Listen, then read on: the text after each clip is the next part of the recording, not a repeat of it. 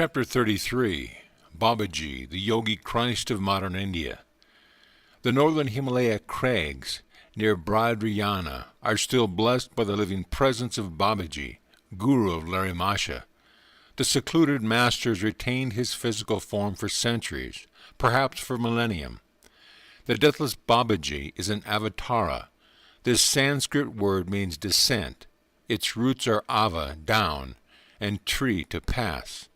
In the Hindu scriptures, avatara signifies the descent of divinity into flesh. Babaji's spiritual state is beyond human comprehension. Sri Yukteswar explained to me, the dwarfed vision of man cannot pierce to this transcendental star. One attempts in vain even to picture the avatar's attainment. It is inconceivable. The Upanishads have minutely classified every stage of spiritual advancement.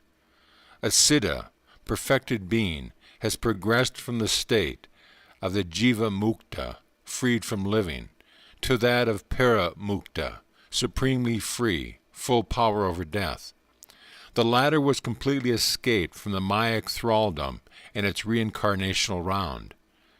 The paramukta, therefore, seldom returns to a physical body. If he does, he is an avatar, a divinely appointed medium of supernal blessing on the world. An avatar is unsubject to the universal economy. His pure body, visible as a light image, is free from any debt to nature. The casual gaze may see nothing extraordinary in an avatar's form, but it casts no shadow, nor makes any footprint on the ground. These are outward symbolic proof of an inward lack of darkness and material bondage.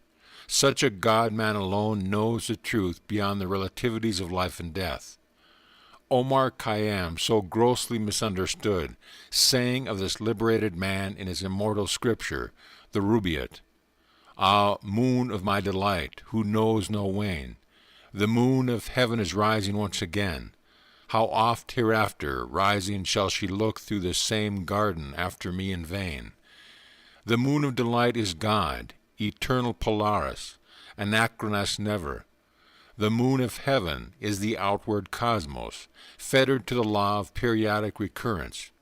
Its chain had been dissolved forever by the Persian seer through his self-realization. How oft hereafter rising shall she look after me in vain? What frustration of search by a frantic universe for an absolute omission! Christ expressed his freedom in another way. And a certain scribe came and said unto him, Master, I will follow thee whithersoever thou goest. And Jesus said unto him, The foxes have holes, and the birds of the air have nests, but the Son of Man hath not where to lay his head. Spacious with omnipresence, could Christ indeed be followed except in the overarching spirit?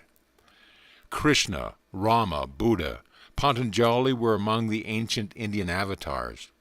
A considerable poetic literature in Tamil has grown up around Agastya, a southern Indian avatar. He worked many miracles during the centuries preceding and following the Christian era, and is credited with retaining his physical form even to this day. Babaji's mission in India has been to assist prophets in carrying out their special dispensation. He thus qualifies for the scriptural classification of Mahavatar, great avatar. He has stated that he gave yoga initiation to Shankara, ancient founder of the Swami order, and to Kabir, famous medieval saint. His chief 19th century disciple was, as we know, Larimasha, revivalist of the lost Kriya art. I have helped an artist to draw a true likeness of the great Yogi Christ of modern India.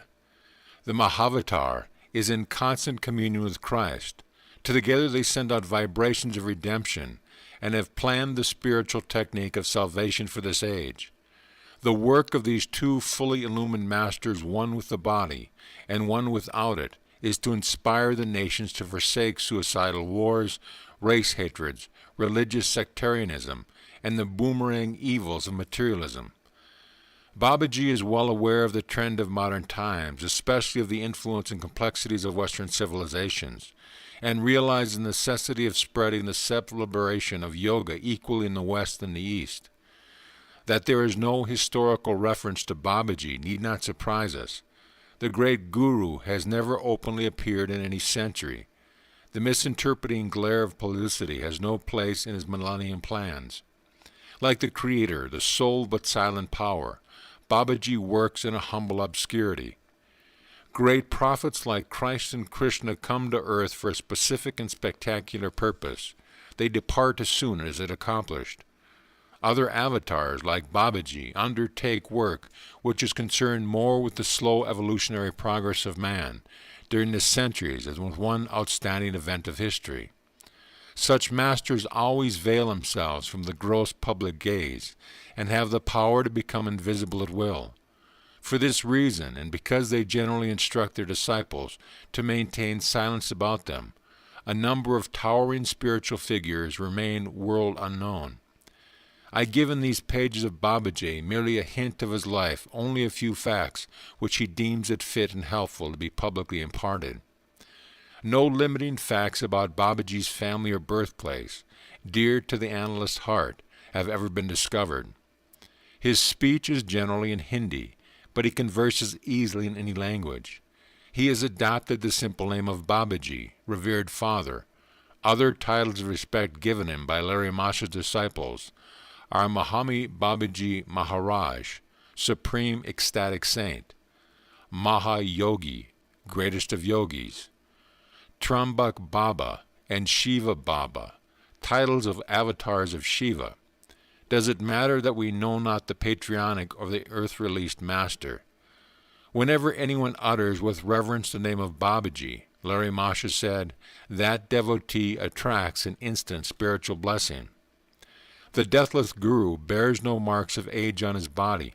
He appears to be no more than a youth of 25, fair skin of medium build and height. Babaji's beautiful, strong body radiates a perceptible glow. His eyes are dark, calm, and tender. His long, lustrous hair is copper-colored. A very strange fact is that Babaji bears an extraordinarily exact resemblance to his disciple Larry Masha. The similarity is so striking that in his later years Larry Masha might have passed as the father of the youthful-looking Babaji. Swami Kebalananda, my saintly Sanskrit tutor, spent some time with Babaji in the Himalayas. The peerless master moves with his group from place to place in the mountains, Kebalananda told me. His small band contains 2 highly advanced American disciples. After Babaji has been in one locality for some time, he says, Dera Dandu Antu, let us lift our camp and staff. He carries a symbolic dandu, bamboo staff. His words are the signal for moving from a group instantaneously to another place. He does not always employ this method of astral travel. Sometimes he goes on foot from peak to peak. Babaji can be seen or recognized by others only when he so desires. He is known to have appeared in many slightly different forms to various devotees, sometimes without beard and mustache, and sometimes with them. As his undecaying body requires no food, the master seldom eats. As a social courtesy to visiting disciples, he occasionally accepts fruit, or rice cooked in milk and clarified butter. 2 amazing incidences of Babaji's life are known to me, Kebalananda went on. His disciples were sitting one night around a huge fire, which was blazing for a sacred Vedic ceremony. The master suddenly seized a burning log and lightly struck the bare shoulder of a chela who was too close to the fire. Sir, how cruel, Larry Masha, who was present, made this remonstrative. Would you rather have seen him burned to ashes before your eyes, according to the decree of his past karma?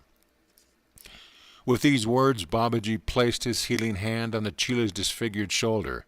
I have freed you tonight from painful death. The karmic law has been satisfied through your slight suffering by fire. On another occasion, Babaji's sacred circle was disturbed by the arrival of a stranger. He had climbed with astounding skill to the nearly inaccessible ledge near the camp of the master. Sir, you must be the great Babaji. The man's face was lit with inexpressible reverence. For months I have pursued a ceaseless search for you among these forbidden crags. I implore you to accept me as a disciple. When the great Guru made no response, the man pointed to the rocky chasm at his feet. "If you refuse me, I will jump from this mountain. Life has no further value if I cannot win your guidance to the divine." "Jump then," Babaji said unemotionally. "I cannot accept you in your present state of development." The man immediately hurled himself over the cliff. Babaji instructed the shocked disciple to fetch the stranger's body. When they returned with the mangled form, the master placed his divine hand on the dead man. Lo, he opened his eyes and prostrated himself before the Omnipotent One. "You are now ready for discipleship." Babaji beamed lovingly on his resurrected Chela.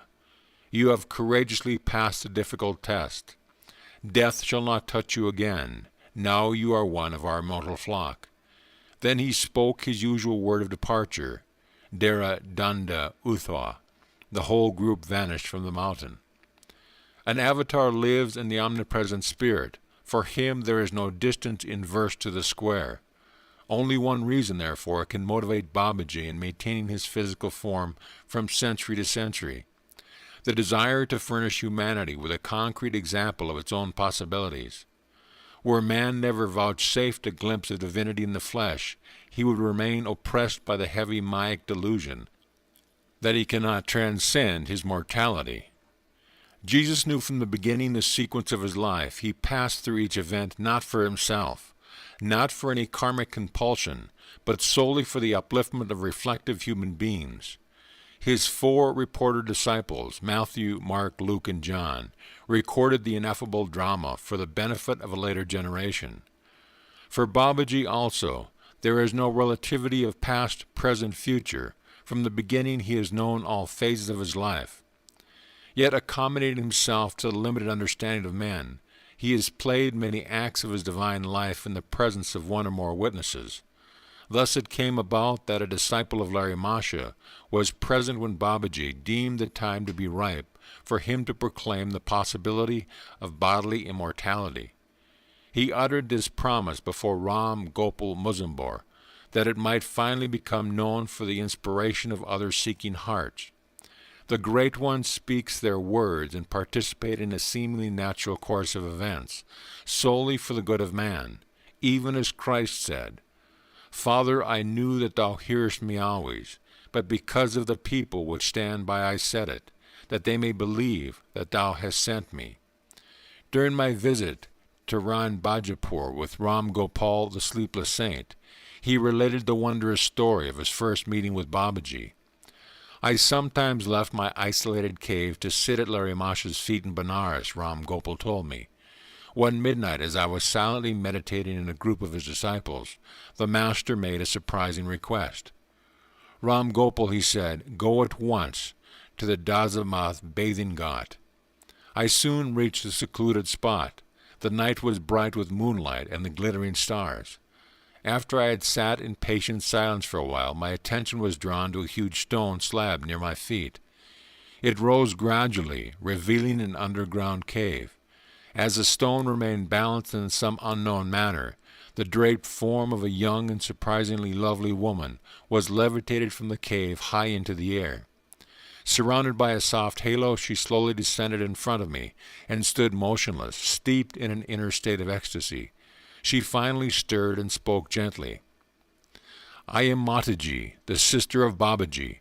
I have asked him and also Larry Masha to come to my cave tonight to discuss a matter of great importance.' A nebulous light was rapidly floating over the Ganges. This strange luminescence was reflected in the opaque water. It approached near and near until, with a blinding flash, it appeared by the side of Mataji and condensed itself instantly into the human form of Larry Masha. He bowed humbly at the feet of the woman saint. Before I had recovered from my bewilderment, I was further wonderstruck to behold a circling mass of mystical light traveling in the sky. Descending swiftly, the flaming whirlpool neared our group and materialized itself into the body of a beautiful youth, who I understood at once was Babaji.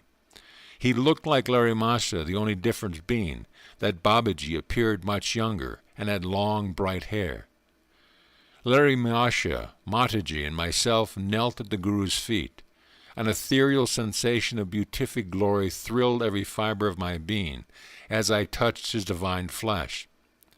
"Blessed sister," Babaji said, "I am intending to shed my form and plunge into the infinite current. I have already glimpsed your plan, beloved Master. I want to discuss it with you tonight. Why should you leave your body?" The glorious woman looked at him beseechingly.